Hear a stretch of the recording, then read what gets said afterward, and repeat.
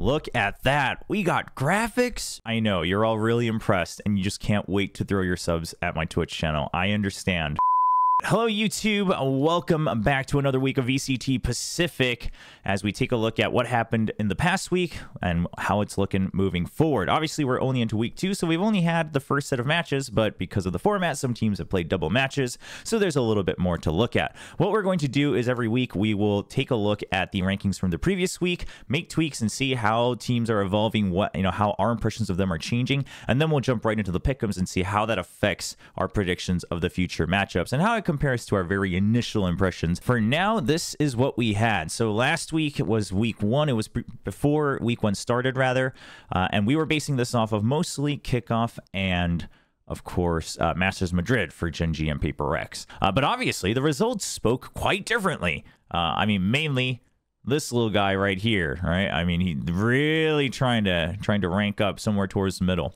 Let's start bottom up because I think that's going to be a little easier. So the candidates haven't really changed, right? Towards the bottom here. Obviously, GE didn't have a great showing throughout their week 1. Quite a rough showing actually, and they even talked about it in their own post-game conference, press conference, where they straight up just say, like, hey, things work out a lot better in scrims, and it's just frustrating because we don't know what's going on, and things just aren't happening on stage, etc., etc., which, obviously, if you're a fan of that team, you don't really ever want to hear that. That's unfortunate. But they also had, it was not an easy week. They had to face a Zeta that looked very rejuvenated, and then they had to face DRX, who also looked like they were doing just fine with the roster change. So for me, the competition is still between GE and Bleed. I mean, between these two, here's the thing. So I was actually thinking about this before we even booted up the stream today, but to me, this is the order, right? And I'm going to tell you why. I think a lot of people would agree with me, but the reason I wanted to talk about this is normally I'm more the ideas guy, and I think GE, it's actually so frustrating because they came prepared with so many ideas. It was so apparent, which is all I was asking for from Kickoff. Because in Kickoff, I was like, I don't know what you're trying to do here. I can only theorize on my own, but I'm not seeing any of it, which is really annoying. But in their first week of Stage 1, I'm like, oh, yeah, no, I see what you're trying to do. Like, this is cool. Ooh, that's a good idea. Like, that's good prep. And then the round starts. We're like 10 seconds after. I'm waiting for the thing to happen. And either it doesn't happen or it does, but in a really, really messy way.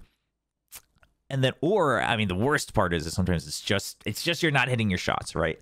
And at that point, I'm like, okay, I guess I said all I was hoping for was for you to show me at least you had good ideas, which you did. But if you're not able to really execute and carry it out, more than a measly handful of times, then I can't really rate you any higher. Like, here's the thing. The reason I'm normally more of an ideas guy is because that's with the assumption that generally the individual mechanics are going to be on a similar level within each tier of competition, right? So within VCT Pacific, obviously you've got like top 2, top 3 teams and players, and then, you've got kind of big batches, but generally you expect everyone to be within the realm of possibility, and then challengers, right? Et cetera, et cetera. But quite frankly, currently, again, I would like to believe them when they say that things look very different in scrims, because otherwise, why would they come prepared with the same ideas if it wasn't working out in scrims? So I'm sure they were, but until we see it on stage, I can't sit here and be like, it'll happen one day, right? Because that would just be blind faith. If you're a super fan, then sure, but I'm not. I don't think that's anything. I don't think there's anything wrong with that. So, because here's the thing, Bleed, I actually don't think they showed that many good ideas. Not surprising, right? They've had some big roster changes as well. A change in their IGL, Scary now the main IGL. So I wasn't expecting anything revolutionary from them. They seem to have better communication and teamwork than I would have expected, actually. For instance, I would say their win against Talon on Lotus, it actually looked like their comms are pretty good, and a lot of it they could kind of just work off of the basics that each person knew what to do, like especially Zest, on the Fade, like he knows all the individual timings of his utility, etc., and how to use it and how it works. So then it's your teammates kind of working off of that, and that seemed pretty good. So overall, I think Bleed looked a lot more stable. Ye's now back on the primary duelist, and that seems to be working out for them. Everyone seems to be in their own comfort role, more or less. So I'm happy for them, but they didn't really show anything new. If anything, they kind of looked like a lot closer to their Ascension selves last year, which, for anyone who didn't watch Ascension, a big part of Bleed winning Ascension and getting all the way through was partly good ante, but second was that they would just play really patiently, right? Like, they would just wait until their teammates made mistakes. And what's the biggest difference between Tier 1 and Tier 2 is that Tier 2 makes mistakes on their own, right? They make unforced errors way more often. And so Bleed was really good at punishing those mistakes. But they wouldn't really do anything to really pressure those mistakes out of your opponents. They would just kind of wait.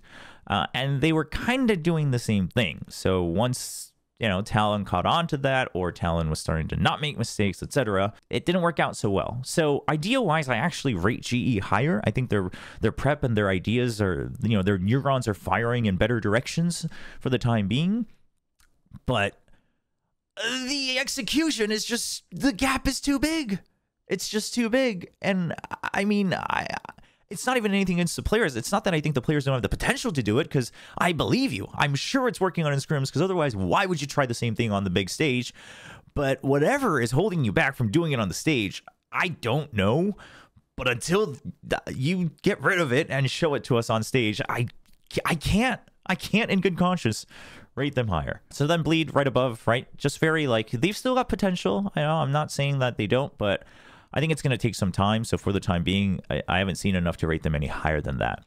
This is where things get a little interesting, because we've got quite a few teams that are kind of bouncing around. This is in no particular order, by the way. Let's talk about the big surprise. Let's talk about the big surprise. DFM. One thing's for sure, they are not 9th place. Oh, DFM. Oh, they're not 9th place. I don't know how high they're going, but they're already on the elevator. They're going up floor by floor. And for now, until we talk about the other teams, I don't know which floor they're going to stop at. They might even go all the way to the top floor, right? They might be right here knocking on Gen G's doorbells. I don't even know. But this team is looking so good and so exciting. And we're going to do that VOD review later today. But DFM looks so good, actually.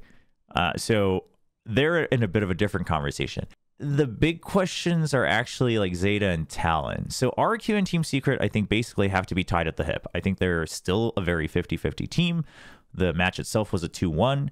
Obviously, it went to overtime. And while RQ wins, especially thanks to Jemkin's ace in overtime, that, you know, that's one of those things where you're like, okay, like everyone knows it's done. They're going to win the next round. I would say RQ definitely probably isn't happy about how they won. They should be happy about the win, but they're probably not content with how they won. And Secret's probably upset. So this is, like, there's just a lot of messiness on both sides. This is another case of, I think RQ has better ideas. I think they are trying to evolve a lot more in tempo with the current meta of trying to be much more proactive, even on defense, you know, like pressuring different parts of the map, etc. But Team Secret, I was talking about this on Plat Chat as well. They're playing a very old style of default, right? Like 2-1-2, hang back, throw util out on a timing, you know, make some rotations off of that, and then just like wait, you know, maybe go for a retake and things like that. And I mean, if your utility's damn perfect and your aim is damn perfect, then you can get away with that up to a certain extent. But even that, I think, has a cap in the current meta, where things are much more proactive. So I don't know. Individually, I think they're still very good. Personally, I'm still on the Jeremy hype train. I mean, Envy's already kind of proven himself above and beyond, in my opinion. So I'm still on the Jeremy hype train. And I don't rate NDG that low. Like, some people seem to really bounce back and forth based on how his performance is map to map. Like, I think NDG is fine. But if that's all they're going to continue to show us, then I think they will continue to just be like middle of the pack. So to me, I probably rate them kind of one after the other, but mostly tied at the hip. Zeta and Talon, I'm actually really curious what everyone thinks, because Zeta's impressions are probably really all over the place right now, because they came out swinging. They came out with a, what was it, a 13-1 on Sunset with a Phoenix and Chamber comp, right? This was everything anyone had ever hoped for Zeta Division. 13-1, it had tempo, it had contact, it had trades, it had everything. It was so exciting. But then you consider where we're rating global esports and what everyone's impression is of global esports, and they ended up going 2-1, right? They still got taken out on Icebox. I mean, their Icebox looked more improved, but it still lacked some stuff. And like the whole KO Gecko, it didn't seem like they were really used to it yet. And then the Ascent was fine, but Talon, I think, still showed more individual. Well, ooh, actually, I take that back, chat. Talon's dealing with this whole musical chairs problem right now. Oh, Talon's playing musical chairs, and I hate it. But honestly, again, similar to what I said when we were discussing like Pickems as a group on Plat Chat, is I think that really ruins their map ban strength, because you can constantly try to force them into these Silva maps where they can't play what seems to be what they want to move forward. It was their starting 5. Oh, but I don't know if they're 9th place though, right? Like just at an eye test, like Talent at 9th place, that just sounds wrong. Like they're individually very talented. Governors still doing quite well. They were much more restrained. Jit Boys, while he didn't look that great against Gen G, I still think Jit Boys is one of the best players on that team. Zeta at 9th? See, Zeta at 9th doesn't sound that bad. Team Secret at 9th?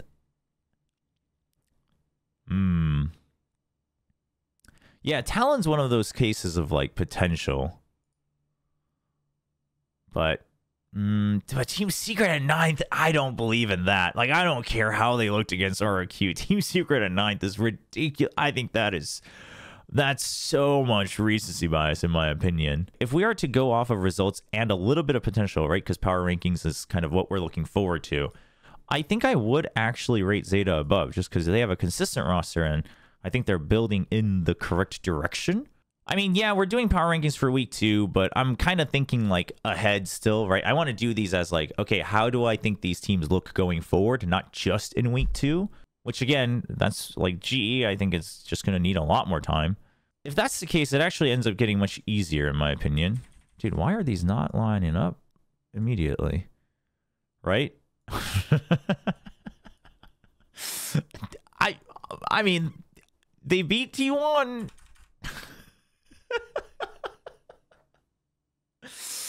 These guys are knocking on the door to Shanghai right now. DFM is already looking up plane tickets all the way to Shanghai.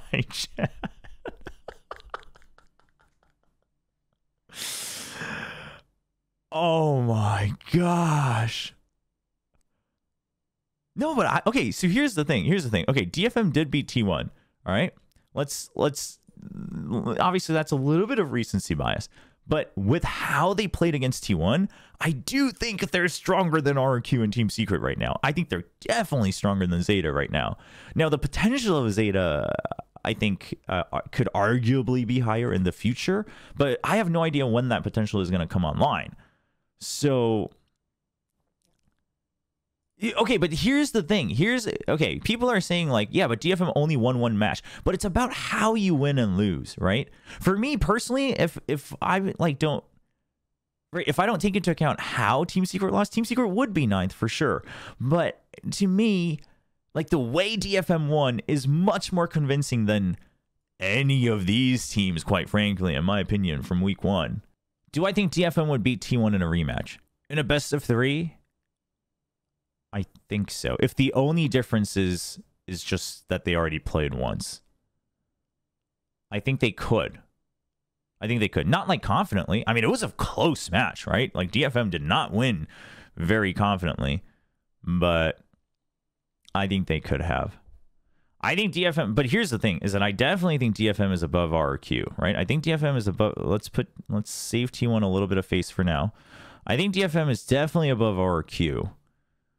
Oh, why is DRX out of this conversation, chat?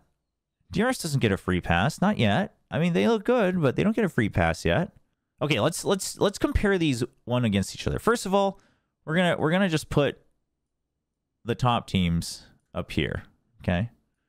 And yes, I still rate Gen G higher. I'm going to rate Gen G higher, mostly because I think Gen G is going to still beat Paper X this weekend. I don't think it's going to be easy. Although it is a best of 3. In best of 3s, it's a little different. But I think Gen G can still win. I think Paper X's biggest weakness is a best of 5. I actually think Paper X's kryptonite is best of 5. So T1 versus DRX, for now, I still give T1 the edge, right? Like T1 lost to DFM, but that was DFM looking good. And T1 looking messy in certain rounds, but it was mostly DFM looking good. So for now, and maybe I'm just being a DRX doubter still. I could be, but you know, their initial games were not exactly that difficult, right? It was against a Team Secret that always kind of needs to get used to playing on stage again, and then it was against the GE. So DRX versus DFM. This I actually think could be a very interesting matchup, right? DRX versus DFM. I think that could be interesting. DRX versus RQ in their current form, like if they played now, I don't know if I can rate them higher. I think this is even, but DRX has a slight edge just because I think they're more consistent, even if they're not as clean as they used to be. I think their fundamentals are so consistent. That's honestly, let's just talk about RQ briefly. One of the biggest problems with RQ still is that their fundamentals break down when they get messy. Like when they panic a little bit, or when they get a little bit overheated or overexcited, their fundamentals break down, which I think is a big problem. Like, obviously, you all know I'm a big believer of RQ, and I think they have potential, but fixing something like that where your fundamentals are like breaking down when things don't go your way, that's not an easy fix. I have faith that they can fix it, but it's not an easy fix. So that's where I would rate DRX slightly higher, in which case Team Secret, originally this was a lot of like, I have faith in their individuals, but currently Team Secret also seems to still need a little bit more time to cook, right? Obviously, we're all very excited about their victory over T1. And while I'm very excited to see them continue to climb the elevator and eventually knock down Sideshow's door, that's not a guarantee by any means. But if DFM and RQ played tomorrow, I think DFM, based on how they've looked, obviously only one match, but I think you favor DFM. Not because of who they beat, but how they beat them.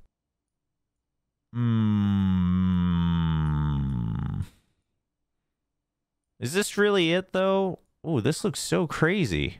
DFM's really throwing a wrench in my plans, chat. DFM's really throwing a wrench in my Glaze RQ forever plans. Okay, let's just double check how this feels. I mean, I know DFM beat T1, but like overall ranking wise, some people are gonna vote for DRX over T1. I think that's totally fair. I think that's totally fair. Okay, so let's touch upon this real quick because chat's talking about it. T1, yes, I know that they are currently having things that are out of their control, right? So obviously the T1 HQ has not. None of their teams have been able to really practice consistently because of the DDoS problems, which is terrible.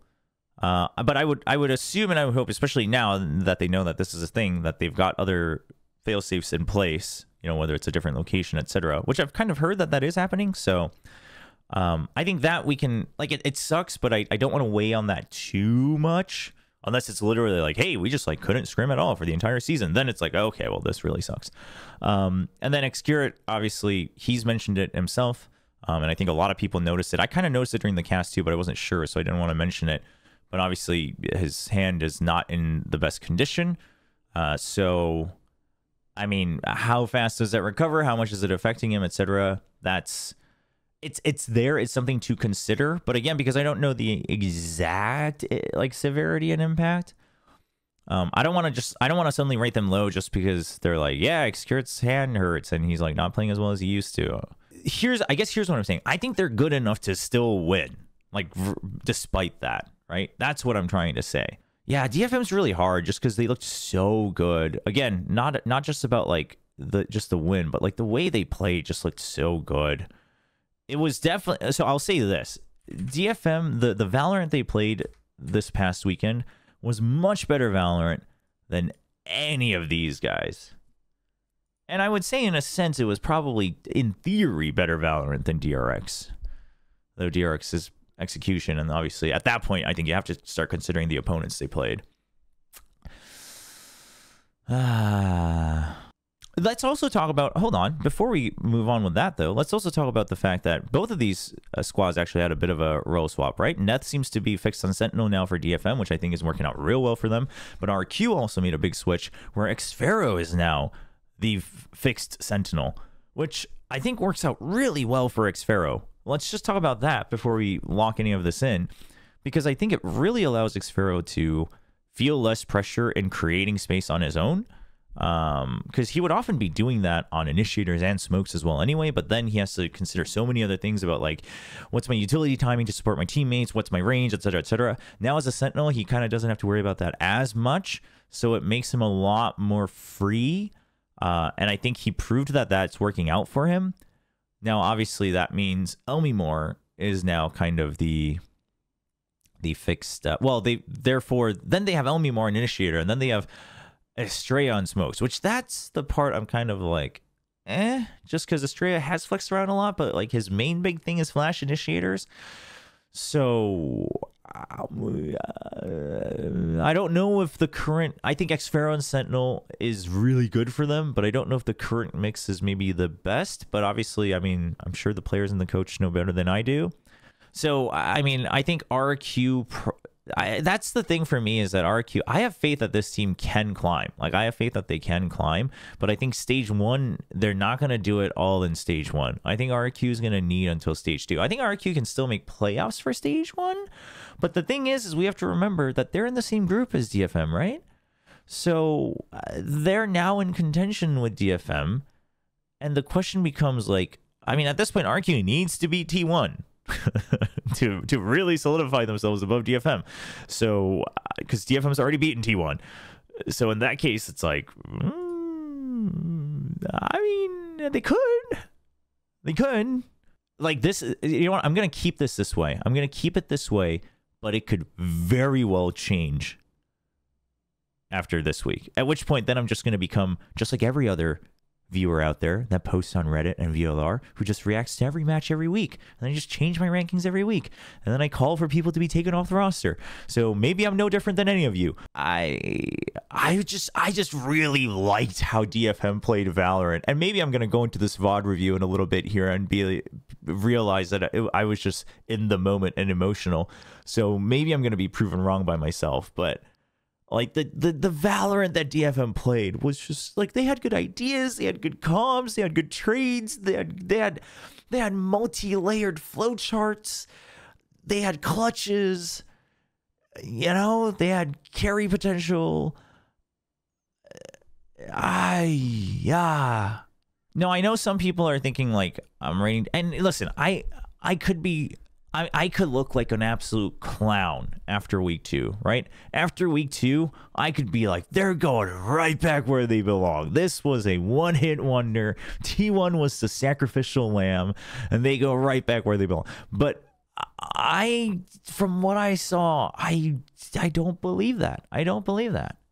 I'm gonna do it, chat. You're gonna call me super overreactive Andy. And maybe I'm going to be proven wrong, and I'm going to have to put out an apology video next week after week 2. But I'm going to put DFM above. I'm going to put DFM above. I'm going to do it. I'm going to do it. DFM. They're going up. They're on the up and up. And then the other discussion that I see you having in chat is T1 versus DRX. A lot of you think that DRX should be over T1. I totally get where that's coming from. For some reason, like, I can't give, I still think T1 their ideas, basically they didn't change their ideas, and I liked parts of their ideas. I still believe that what I'm seeing from them, the style that they play, which is it's their own variation of like contact play. It's their own variation of like trading, but not as much macro as Gen G, which is where I think T1 really starts to look weaker compared to like Paper X or Gen G.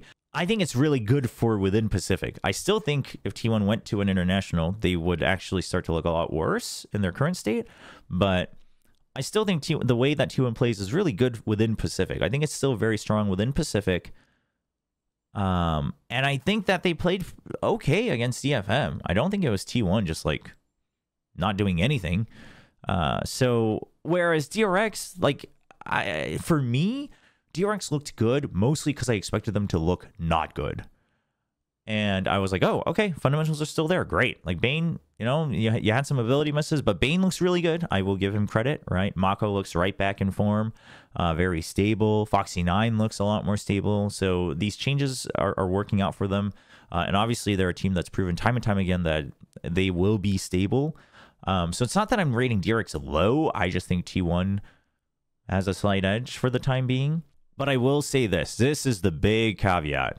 Chat, this is my big caveat, is that this is kind of my like, here's your one more chance to T1, right? They don't have to beat DRX in this head-to-head, but if they play and they get like close but no cigar again against DRX, and they fall apart in the same ways again, right? If that happens, then I'm knocking them down. Then I'm knocking them down in the rankings. Like, no mercy. Because at that point, then it's no different than RQ, where you seem to just have these fundamental things that are holding you back, where you just cannot get over this hurdle. Now, Sideshow brought to my attention that T1 is the only team that has to play double matches back-to-back in 2 weeks. By the way, only one team ever has to do that from Group Alpha. T1 just happens to be the sacrificial lamb. I took a look at the schedule. All of them play 2 weekends from Alpha of 2 matches, which means as everyone rotates, one of the teams has to play back-to-back double matches. It just so happens that it really sucks that it's T1, and it's like against really strong opponents. So it's rough. But then PaperX and Gen G, I'm still keeping Gen G above. PaperX looks, you know, the magic is back. Jing is back. I get it. It's exciting. I think they look very good. I'm very excited to see them. But I still think they're also a team like within their own tier of like top 3, right? Top 3 in Pacific, you know, potential top 3 in the world, things like that. Obviously, they were top 3 at Masters Madrid. They're another team where it's like, but if you want to get over that hurdle, like you got to figure new stuff out, right? You got to show me something a little bit more for me to believe that it can be consistent. And I don't think they have the time to do that right now because they're busy trying to just get back into the flow of things with Jing. So that's where I rate Gen G higher, which means let's take a look at the ups and downs. Okay. I'm okay with this. I'm okay with this.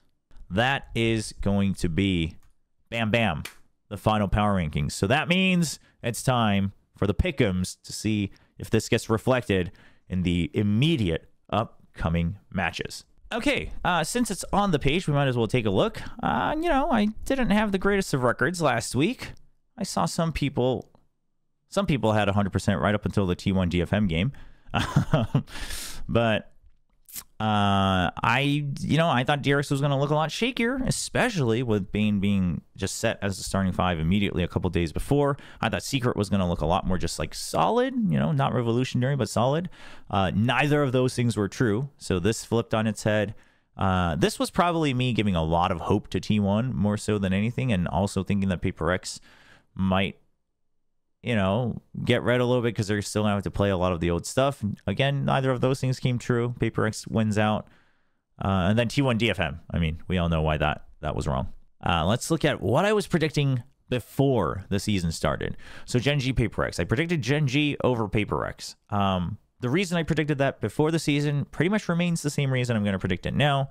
I think Gen G, basically, they are going to continue to move forward. They've built a really solid foundation, etc. PaperX, while their foundation is obviously very good, and in some ways it's more storied than Gen G because they're back to the OG 5. I think PaperX needs to evolve, right? I think their style has been getting read. I think they didn't really figure out good directions on the meta, and I don't think that was necessarily a Monyet thing, right? I don't think it was just a matter of like, well, the roles are weird with Monyet. I think it's just a matter of like, they don't seem to have their own interpretation of the current meta yet, which is where PaperX shines. So I'd like to give that to them. So basically what I'm trying to say is PaperX, their like overall individual and team mechanics of like trading and awareness, that is continuing to carry them into the top 2 of Pacific. But I think Gen G is good enough to beat that. I don't think it's going to be one-sided. And then T1 DRX. Oh. Okay, so the reason I'm going to keep this is the same. It's the same reason, which is I still think T1's ideas are cool. I think they're still very valid in Pacific. I think individually they still match up quite well against DRX. But DRX looks a lot better than I had imagined for the beginning portion of Stage 1. If you were to go off of straight up what we saw just in the contents of the matches of Week 1, I think DRX is a safer bet. I think DRX is a safer bet. But I'm with the idea. I'm such an ideas guy. Like, I just like it when teams have their own ideas and interpretations. That's what I'm finding out about myself. And I think T1's directions aren't bad. I just don't think they can go very far. But I don't think they're bad. So I'm still going to give T1 the edge here. But this is another one where, personally, I think for Week 2, with them matching up Week 2, it's a bit of 50-50. Now, the other thing you should consider if you're very serious about your Pickems is obviously T1 has to play back-to-back matches again. But I can only imagine that they're going to focus more on the DRX match and hope, once again, that their fundamentals can carry them over RQ, because in theory, it should. Team Secret versus Zeta Division. Ooh.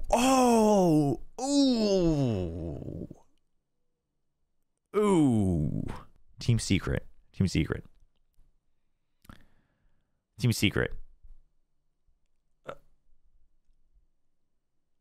Unless Zeta plays Chamber. Unless they play Chamber. Unless they play Chamber in all 3 maps. Which I'm now on that train. Yeah, I mean, both of these teams are kind of reliant for the time being, right? If we're doing Pickems, they're kind of reliant on their stars, right? Like Envy and Jeremy, then you got Depp and Laz, right? The others are all kind of floating around the same realm against each other. I mean, I guess, well, Envy's mega consistent. Depp is more consistent than Jeremy. No, I still have faith. That Secret, I think Secret's going to carry this out. I think it's going to be a 2-1, but I think Zeta still, and in a way, I actually give credit to Zeta here. It looks like they're really trying to build for the long term, where they're coming up with their own ideas and working on their own development of their own new style of Zeta Division. And that's great, but that's going to take time. So they'll come prepared with another good map or something like that. The other thing is surely, like, Secret seems to, and maybe this is why they always end up right in the middle, is I think they just need to get their butt beat before they wake up, right? I think this team always does that, and they just got it. All right, so they've got to be coming back. So angry. It just so happens, just like kickoff, Zeta's going to be the next sacrificial lamb again, where they have to face angry version of Team Secret. And Team Secret's going to carry them forward. All right. That's true. I mean, maybe if you're a Zeta fan, maybe you should send my power rankings to Zeta Division and let them know that I've lost all faith in them compared to DFM. Maybe that'll wake them up. But no, I think Secret will win for Week 2. RQ versus Bleed. I just want everyone to know, I made a promise to the coaching staff of RQ. I made a promise, but it was a very specific promise. And the specific promise was that I will not predict them on the official mainstream predictions, because that's what goes on the VCT Pacific Twitter, and that's what goes out on the VCT Pacific channel, and that seems to be what's apparently holding these guys back when they're on the stage, because all they can think about is that giant RQ logo next to my name on the official Twitter and the official stream. So guess what? I mean, you already know. You don't even have to look at the Twitter posts. You know, when Sunday rolls around, VCT Pacific's going to be like, day 2 of Week 2. Let's see what our talents predicted. And good old William Cho is going to be predicting Bleed on that little spreadsheet. But guess what, chat? RQ's winning. All right? We're really testing limits, okay? We're going to see how far this curse goes. RQ's going to damn right win this game against Bleed. And just help me if they don't, because I don't know if I can handle that level of power. There is no reason why they should be losing this game. Yes, Ye's on Duelist. That's amazing. Zest, I mean, if he's playing Fade, yes, they're going to look good. Scary can still clutch. That's all fine and dandy. But Bleed is just going to wait for you to make mistakes, which now that I've said that out loud, that's actually exactly how RQ loses all of their rounds. So stylistically, Bleed actually has a chance. In case you're a Bleed fan, I actually think stylistically, this is like the perfect matchup for Bleed. RQ is that team who's going to run in and make mistakes. That's currently their biggest weakness. That's what's holding him back. So unless they can fix that in 1 week, Bleed, just casually, just sitting back and waiting for things to happen, might actually win this game. But surely not. Surely not. No, surely not. No. All right? RQ wins this. I don't have to explain myself. I think RQ has better ideas, right? Again, like RQ, I think they're exactly that team where they're still making these like mistakes where they overheat a little bit, they get a little bit messy, they greed a little bit, and then it falls apart, and then that round, and then it snowballs into the econ, and the matches always end up getting close. But their ideas are better, and I think they look a lot like their ideas looked a lot better than Kickoff as well. I think Xfero on the Sentinel is going to be very solid for them, etc. So I give RRQ the edge here over Bleed. Oh boy. Gen G versus DFM. You have no idea, chat, how much I want to send this. I don't think it's... I mean, if I do, though, it's like... It is Hopium for sure. It's Hopium and Copium and all the huffing and puffing for sure. But it's not impossible. But here's the thing. I'm going to stick with Gen G. Here's why. I think, listen, if you're a DFM fan, absolutely get excited for this game. I think it's actually going to be a very exciting prospective game. I think DFM's got a real solid shot, and it could be a very fun idea. However, Gen G individually is way more stable than T1. I say way more, but I just mean more, because it's not way more across the board, because some players are similar. But Gen G's a lot more stable individually over T1. Gen G also plays mega trade-based positions. So Mei coming in, getting these triple kills, going crazy on the Raze, should not be happening against Gen G. Now, again, maybe DFM, their ante is going to be really good, and they're going to figure out how to ruin that from Gen G. Like, Talon actually did that quite a bit. Like, there were a couple of rounds when Talon was playing Gen G where Talon knew how to pace their rotations around the map to stop Gen G from flooding the site in time. Like, there were some actually really cool rounds where I was like, oh my gosh, Talon prepped. Like, they prepped so well. And they knew exactly how to push and pull Gen G and get, you know, kind of ruin their tendencies of getting to flood sites in time and always be prepared for a 4v5 or a 5v5 on the defense. So DFM can do that, but May's not going to get to go in and get triple kills to save the game, man. Talon versus GE. Unfortunately for GE fans, this is much more about GE than Talon. I think Talon wins. It really sucks because I really thought GE came out swinging with the ideas against DRX, and they just could not hit the shots, man. So until that happens, not even for a full match, just on one map consistently, it's going to be hard to pick them over any of their matchups. And then RQ versus T1.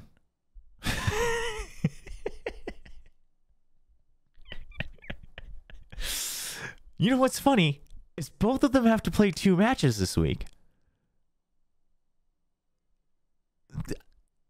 Both of them have to play 2 matches this week. It's both the second match. Oh boy. I mean, listen, again, not on the official stream, not on the official Twitter. My Hopium's going off the charts. I'm getting it all out on my own channels right now. We're going to vote for RQ. There's no actual reason for this one. This one's, I'm just going to put the disclaimer out there right now. This is just my feels. This has nothing to do with my analysis of these 2 teams. But my feels tell me that week 2 is RQ. This is RQ's week, man. All right? This is their week. Jemkin got an ace. He finally got it. He's like, oh, yeah, I'm the best duelist in Pacific. He's going to come out swinging. He's going to shut Saya player down, man. It's just full faith. I have to do this because I can't do it on the official predictions anymore.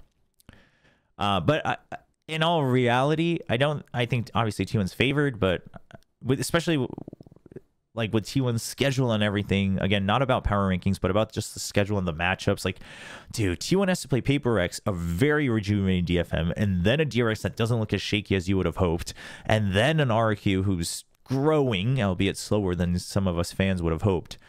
So T1's got a rough schedule. And then Bleed versus Zeta. This one could really flip depending on how both of these teams looked. This is another one where both of them are playing double matches, but this could really depend on how they've looked coming into week 2. I think Zeta comes out on top here. I think Zeta's got better ideas, and Depp and Laz will be consistent enough to not make them fall too far behind. I changed none. Oh, it all stays the same. Cool. Wow. Good job, week 1, William. I mean, I don't know if it was smart or not because you weren't exactly 100% on week 1, but okay. My ideas for the Pickems haven't changed. Our rankings have changed a little bit. I was considering DFM beating Genji, but yeah. I mean, it's a fun idea. It's a fun idea, and it's not impossible. It's not a miracle anymore, in my opinion, but it's very hard. It's an upset for sure. It's an upset. Well, I think that's gonna be it, chat. So my Pickems haven't changed. Here it is. Mostly, well, actually, week 2 is actually just a very interesting week here for VCT Pacific. We've got some bangers, right? I mean, right off the bat, Genji, Paper X, T1 DRX on Saturday. Like the stories there, the power levels of all the matchups. They're actually, like, both of them I think are very even. I think both of these matches are going to be 50-50. It is an exciting year for sure. I am going to be casting these 4 games, and then I think I am on the analyst desk for these games. So I'll be on the official broadcast all week too, but it should be an exciting week. So these are my Pickems. We will lock them in, but nothing's changed. And then, of course, the power rankings were at the start of this video. Those have changed a little bit. We'll keep tabs on these every week. If you're curious about how my Pickems looked at the beginning of the season, you can see it here on the screen, but you can also check out last week's video, and we kind of run through that very quickly on our process of picking those Pickems, and we'll review them after each week's matches. That's going to be it for this week's video. Let me know what you think about both my power rankings and my Pickems. Feel free to post your Pickems down in the comments below as well. We can all compare how we're keeping up in VCT Pacific. And most importantly, do let me know if you think DFM is going to go to Shanghai in 1st, 2nd, or 3rd seed, because my goodness, are they going to go to Masters Shanghai. That's it for this week. Hope you guys enjoy the matches at VCT Pacific, and we will be back with another video next week. See you then.